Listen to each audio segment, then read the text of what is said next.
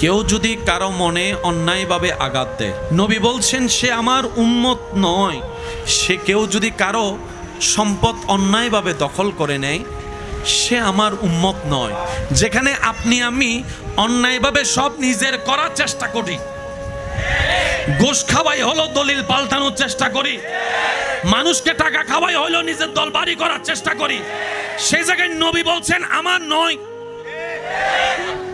Can you imagine that বিষয়টা? 313 জন মাত্র সাহাবা মুসলমান হয়েছেন, তখনও নবী বলছে এই কাজ যদি করো তুমি আমার নয়। অন্যায়ভাবে কারো উপর জুলুম করলে তুমি আমার নও।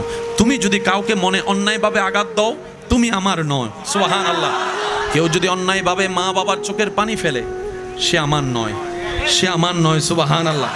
বলতে বলতে এক পর্যায়ে কি বলছেন জানেন নবী রাহমাতুল লিল আলামিন? তোমার পাশের ক্ষুধার্ত মানুষকে ক্ষুধার্ত রেখে তুমি যদি পেট ভরে খেয়ে ঘুমাও তুমি আমার উম্মত নও।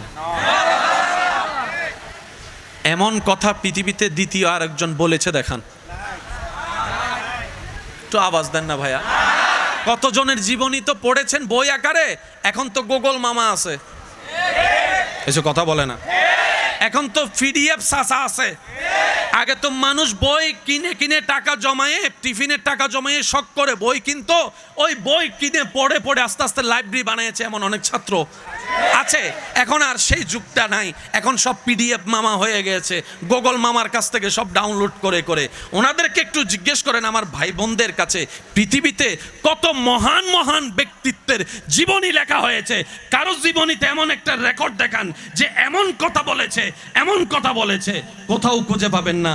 পাবেন তো পাবেন একজনকেই, যিনি আপনার নবী, আমার নবী, আমাদের নবী, কুল কায়নাতের রাহমাতুল লিল আলামিন নবী।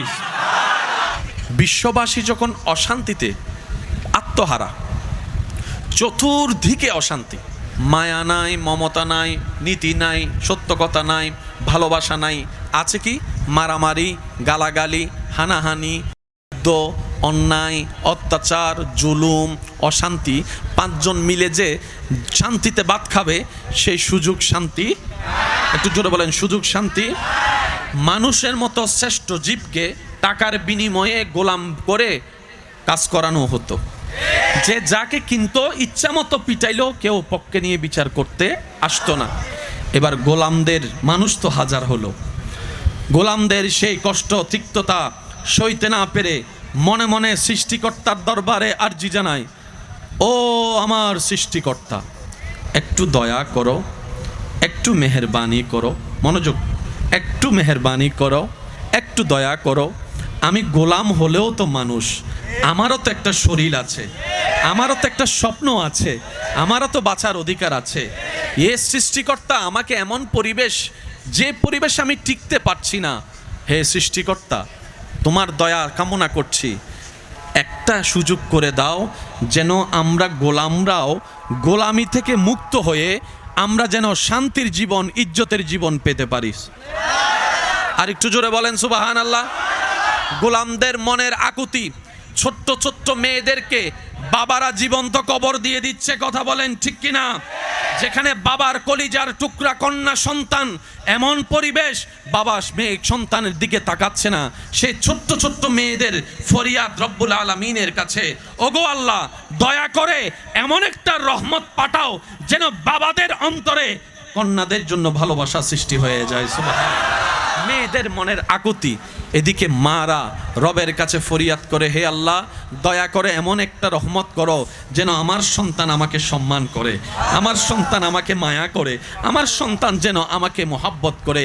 মাদের আকুতি, গোলামদের আকুতি, বাচ্চাদের আকুতি, সত্য কথার আকুতি, নীতির আকুতি, জমিনের আকুতি, আসমানের আকুতি, আকাশের আকুতি, সমস্ত অশান্তিময় পৃথিবীর আকুতির বিপরীতে, জুলুমের বিপরীতে, অন্ধকারের বিপরীতে, অশান্তির বিপরীতে শান্তি হওয়ার জন্য, করার জন্য সবার দোয়া কবুল করে আল্লাহ তাআলা যাকে আল্লাহর পক্ষ থেকে শান্তি বানিয়ে পাঠিয়েছেন তিনি আপনার আমার নবী রাহমাতুল লিল আলামিন।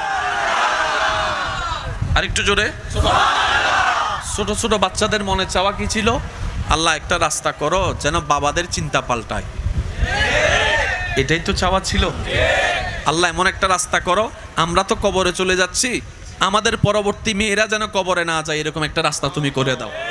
আল্লাহর পক্ষ থেকে আপনার আমার নবী আসলেন, নবী এসে সময় সুযোগে রবের হুকুমে এমন একটা কথা বললেন, সবার চিন্তা পাল্টাই গেলেন, সবার চিন্তা পাল্টাই গেলেন। সুবহানাল্লাহ।